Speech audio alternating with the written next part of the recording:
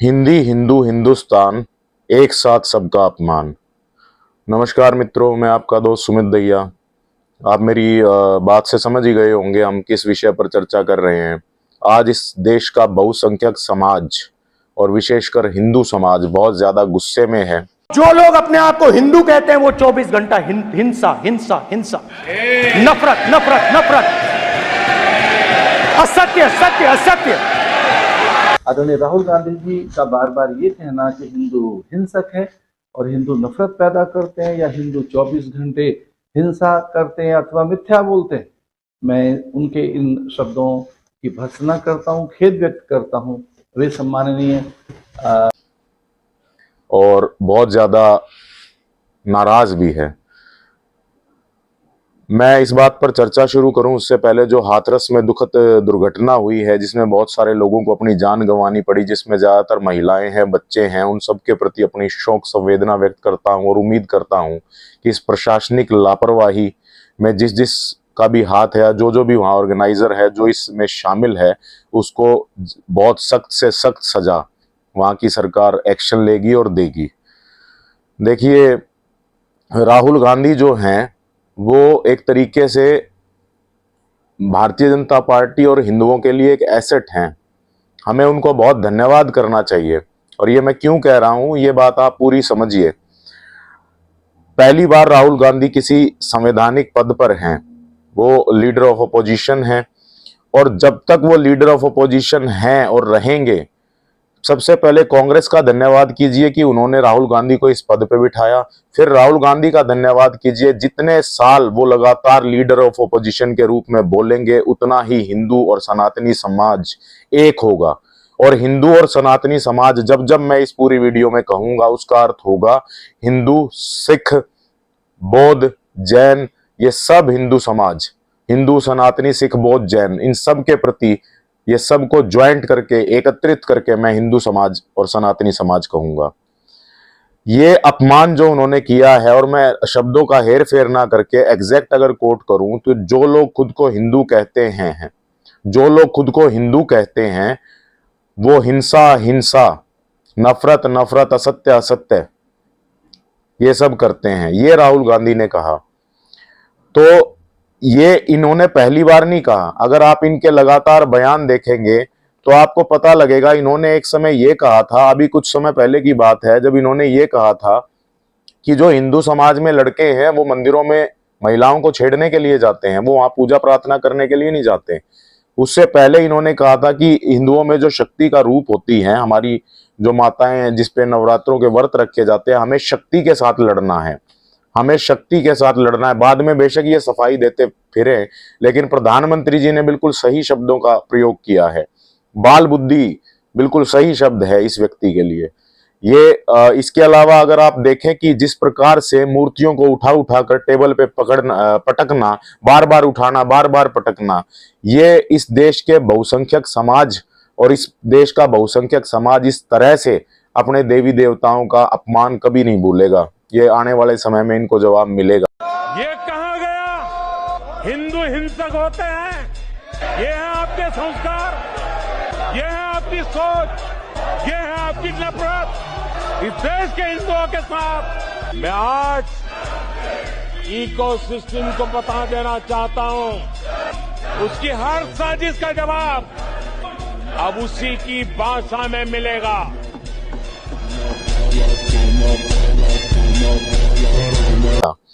इसके अलावा अगर आप देखेंगे इनके बयान, तो इनके सुशील कुमार शिंदे और दिग्विजय सिंह, जो 2010 की बात मैं आपको बताऊं तो उस समय इन्होंने भगवा आतंकवाद और हिंदू आतंकवाद शब्द गढ़े थे।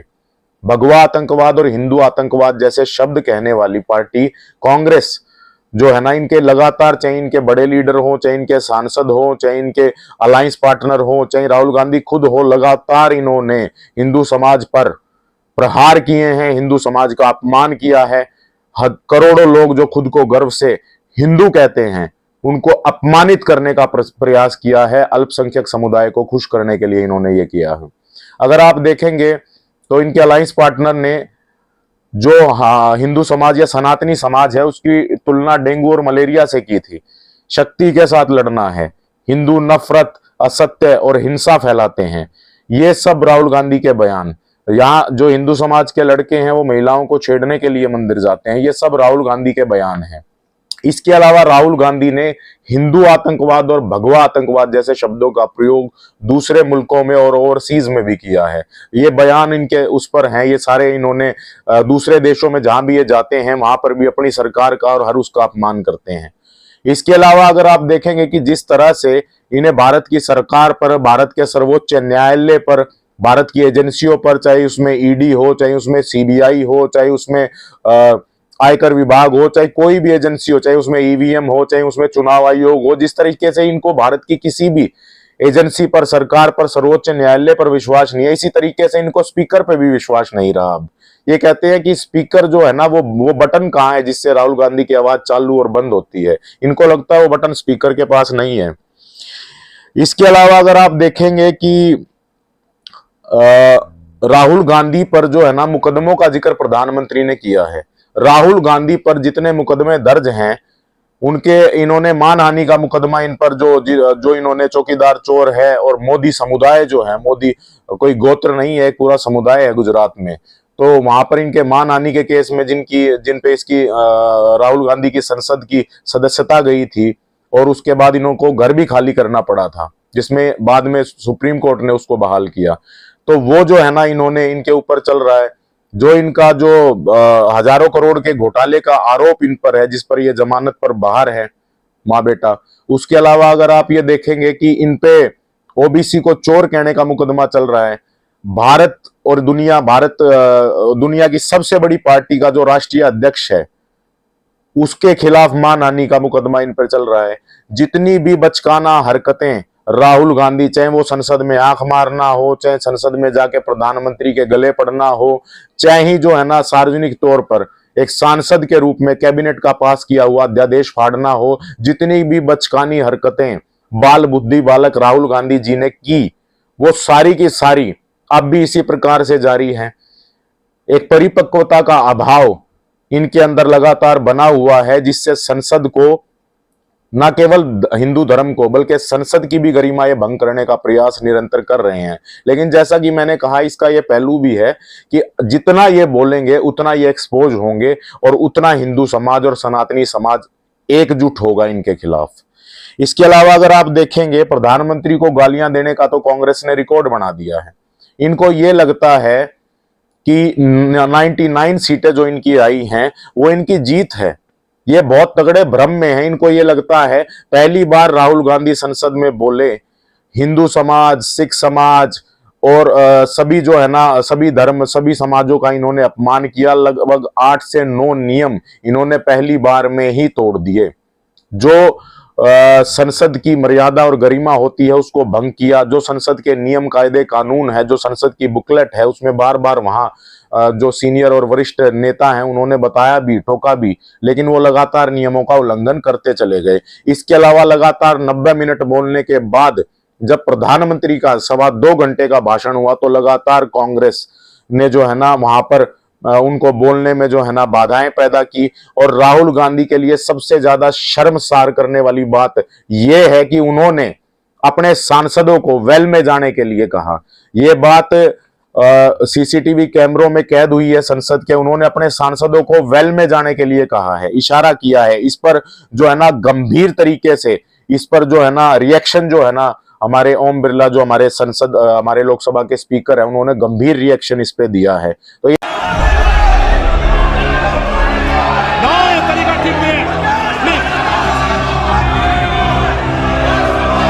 माननीय प्रतिपक्ष के नेता, ये शोभा नहीं देता आपको, ये उचित नहीं है संसदीय परंपराओं के अनुसार। ये तरीका ठीक नहीं है आपका। नो, ये गलत तरीका है आपका। और ये सब बचकाना बाल बुद्धि हरकतें राहुल गांधी की अब भी जारी हैं। इसके अलावा मेरे पास एक लिस्ट है जो इनके घोटाले घपले थे। इन्होंने लगातार जो अपमान किया वो तो किया ही, जो बाल बुद्धि का प्रयोग किया वो तो किया ही, जो इनके घपले घोटाले थे उनको भी छुपाने का इन्होंने प्रयास निरंतर किया है। इनमें सबसे पहले अगर 1948 में अगर आप देखें जीप घोटाला, उसके बाद खजाना घोटाला, बोफोर्स घोटाला, नगरवाला, मारुति, आदर्श सोसाइटी, भोपाल गैस त्रासदी, लुइस बर्जर, तेलगी घोटाला, 2G एंड्रॉयड घोटाला, कोयला, commonwealth, Saradha chit fund, INX media, land for job and Panchkula and Gurgaon land घोटाला। ये सब घोटाले कांग्रेस के 12 लाख करोड़ के घोटाले, इतना तो कभी बजट भी नहीं होता था भारत का, ये सब घोटाले कांग्रेस ने किए हैं। ठीक है, इसके अलावा अगर आप ये देखें कि कांग्रेस का इस देश में किरदार क्या रहा है, कांग्रेस का किरदार इस देश में रहा है आपातकाल को थोपना।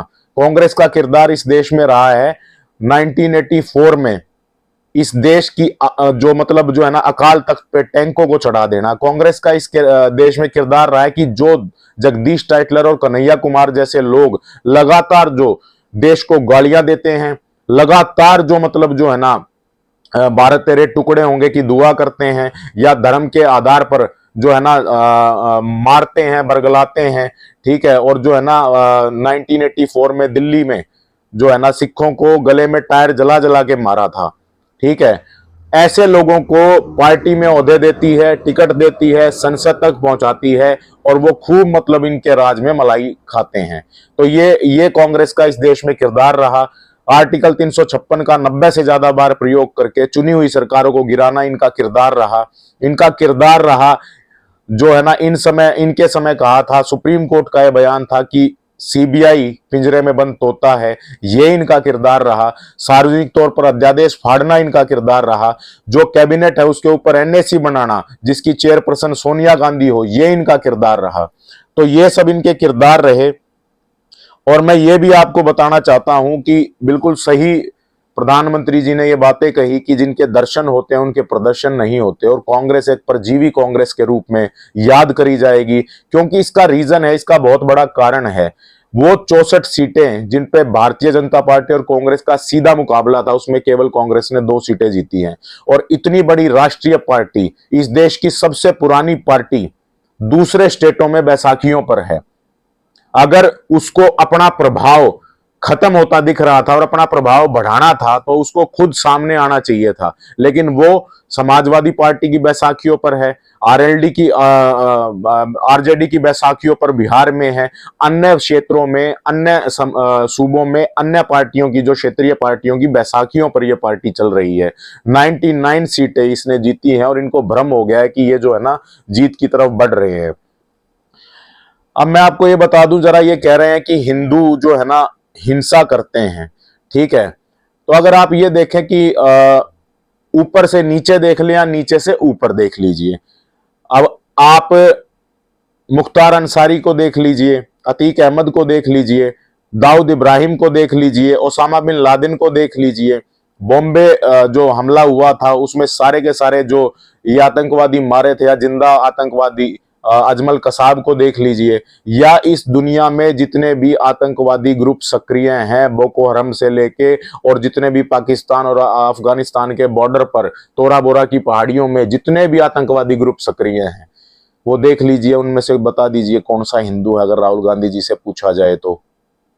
और सबसे बड़ा अपमान जो राहुल गांधी ने किया, जो इनको समझ नहीं है, अभय मुद्रा, जो ये कह रहे हैं अभय मुद्रा, राहुल गांधी को तांडव नजर नहीं आता, अभय मुद्रा नजर आई। वही भगवान शिव जिनकी ये फोटो लेकर के अभय मुद्रा दिखा रहे थे, वो तांडव भी करते हैं, और वो तांडव इस देश में हो भी रहा है। और वो तांडव कांग्रेस के अंदर हो रहा है, और वो धीरे धीरे बाहर आएगा। G20, G22, G24, और कांग्रेस जिस तरीके से कांग्रेस के नेता जो है ना पार्टी छोड़ कर दूसरी पार्टियों में शामिल हो रहे हैं, वो इनको नजर नहीं आ रहा जो इनकी पार्टी में हो रहा है। इसके अलावा अगर आप ये देखेंगे कि जैसा कि मैंने कहा कि ये व्यक्ति हमेशा से भारतीय जनता पार्टी की एसेट है। ये आदमी जितना संसद में बोलेगा उतना एक्सपोज होगा, और उतना जो है ना सनातनी और हिंदू समाज एक होगा। ये कांग्रेस पार्टी ने आज तक अकाल तख्त पे टैंक चढ़ाने के लिए कोई ऑफिशियल माफी नहीं मांगी है। आज तक इतने साल बीतने के बाद भी कोई इनकी माफी नहीं है। लगभग 40 साल का अरसा बीत गया है। इसी तरीके से हिंदुओं का अपमान करने पर भी ये माफी नहीं मांगेंगे, शक्ति का अपमान करने पर भी ये माफी नहीं मांगेंगे, हिंदू धर्म को डेंगू और मलेरिया से की तरह खत्म करने पर भी ये लोग माफी नहीं मांगेंगे। ये इनका किरदार है इस देश में।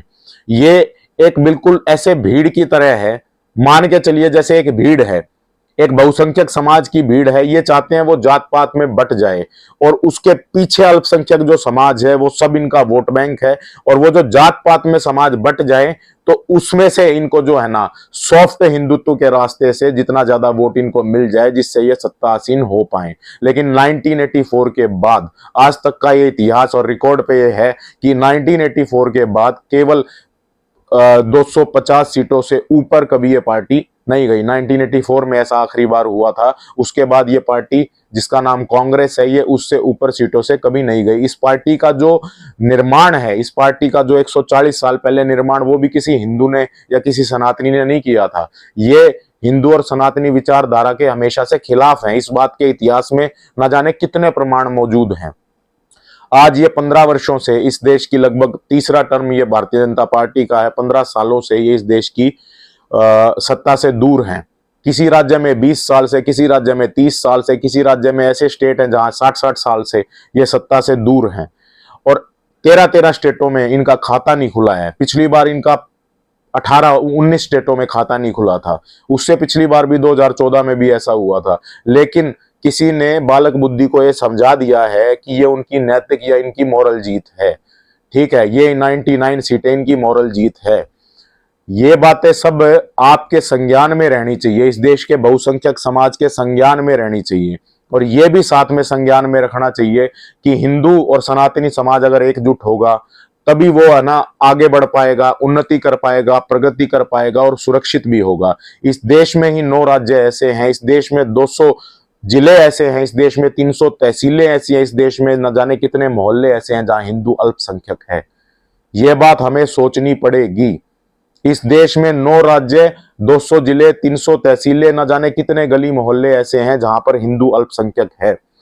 इस देश में धीरे धीरे जिस किस्म की साजिशें चल रही हैं उसको हिंदू समाज को, हिंदू धर्म को और सनातनी समाज को अपने संज्ञान में लाना चाहिए, और आने वाले समय में उन लोगों के हाथ एकत्रित करने चाहिए, उन लोगों के हाथ मजबूत करने चाहिए एकत्रित होकर के, जो लोग राष्ट्रवादी हैं, राष्ट्रहित की बात करते हैं, विकास की बात करते हैं, इस देश को आगे ले जाने की बात करते हैं, इस देश को टॉप 3 अर्थव्यवस्थाओं में शामिल करने की बात करते हैं।